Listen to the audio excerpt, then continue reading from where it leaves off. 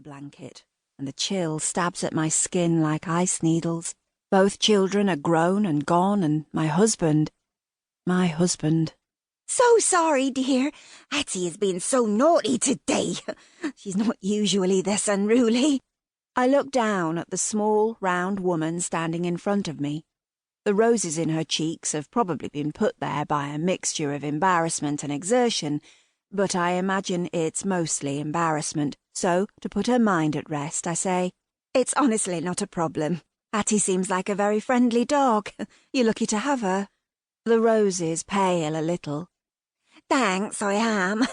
She's been such a comfort to me. We've been inseparable since my Peter died 5 years ago. God knows what I would have become without her." The woman looks a little too closely at my eyes, which feel like they're ready for yet more tear-shedding, and before Hattie's owner can ask if I'm okay, I mutter some nonsense about dogs and loyalty and hurry away up the beach. Through the kitchen window, the ocean looks indistinguishable from the grey charcoal horizon that underlines the sky.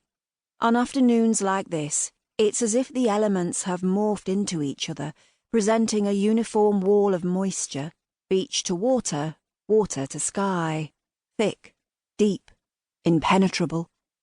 Everything feels grey, dismal and cold.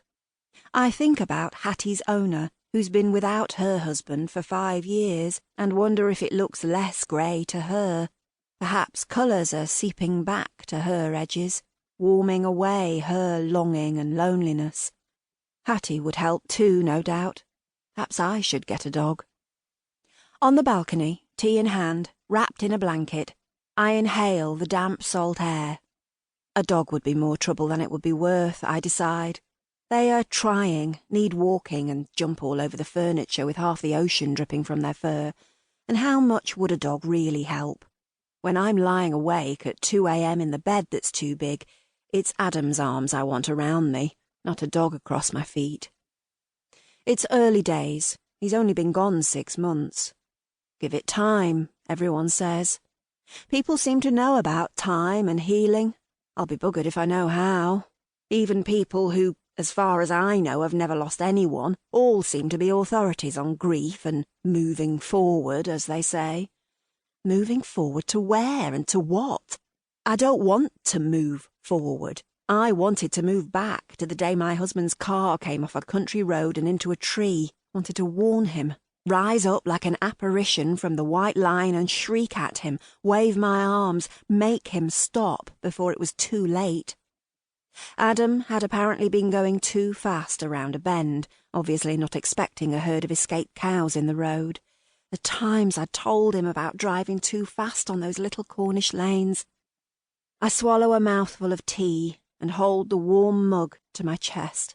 What's the point in going over it all again? I do this most days, and it's getting old, ancient. Standing out here looking at the wall of grey and the damp won't help either. I ought to get on with a new novel, really. I'd been 3 chapters in when Adam was killed. I'm still 3 chapters in. Each day I resolve to pick up where I left off, and each day I fail. Come on, Sam, at least open up the document and look at the words. Even if you don't write anything, it beats what you've done so far today. But my attention is diverted, and my God, Abby Harper hasn't changed one bit. Still with the little furrow in her brow, even when she's smiling, leaving her with a permanently puzzled expression. Mind you, on closer scrutiny of her new Facebook profile photo, I see she has actually changed quite a bit. There are deepish lines under her makeup if you look closely, and strands of grey in her chestnut hair. She's not aged as well as she might have, but brave of her to update the old profile photo that she's had for ages. And anyway, thinking about it, she's 45, like me. What do I expect? Sometimes I disregard the passage of time.